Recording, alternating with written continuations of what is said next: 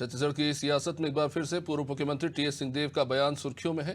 छत्तीसगढ़ विधानसभा का शीतकालीन सत्र चल रहा है और इस दौरान पूर्व मुख्यमंत्री टीएस सिंहदेव का एक बयान तेजी से वायरल हो रहा है। ये बयान सरगुजा में कार्यकर्ताओं की बैठक के दौरान आया, जहां बयान में टीएस सिंहदेव बाबरी मस्जिद के फैसले पर सवाल निशान खड़े करते नजर आए।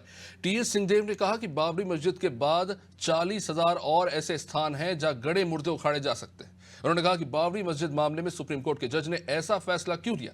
वह टीएस सिंहदेव के इस बयान के बाद राज्य की सियासत अपने चरम पर है। 5 जज के बेंच ने यह फैसला किया, सारे देश में विद्यमान नियम और कानून के खिलाफ जितने संविधान के प्रावधान हैं, जितने कानून हैं, उसके खिलाफ कि जमीन का मालिक कौन है वास्तव में, उस पर चर्चा ही नहीं है। फलाना क्या है, उस पर चर्चा ही नहीं।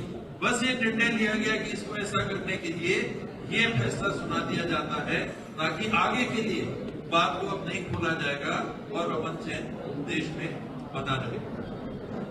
एक बाबरी मस्जिद के बाद आज 40,000 स्थान कहा जा रहा है कि देश में ऐसे हैं जहां गड़े मुर्दे उखाड़े जा सकते हैं।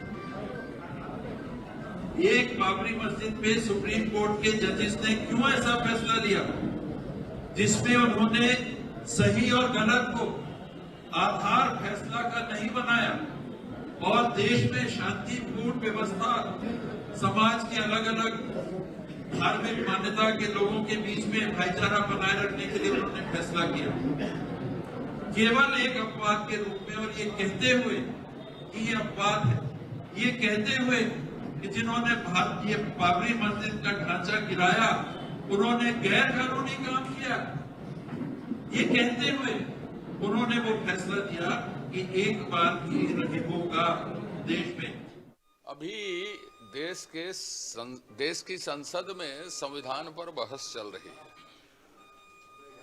कांग्रेस का असली चरित्र यही है जो टीएस सिंहदेव जी ने कहा, संवैधानिक संस्थाओं का अपमान, संवैधानिक संस्थाओं की व्यवस्था पर प्रश्न चिन्ह खड़े करना, संवैधानिक संस्थाओं के फैसले को गलत कहना, ये सीधे सीधे देश की संवैधानिक संस्था और खासकर न्यायपालिका का अपमान है और ये टिप्पणी है। तो उस पर मैं तो चाहूंगा माननीय सर्वोच्च न्यायालय संज्ञान ले और टीएस सिंहदेव के खिलाफ, श्री टीएस सिंहदेव के खिलाफ कार्रवाई हो। 5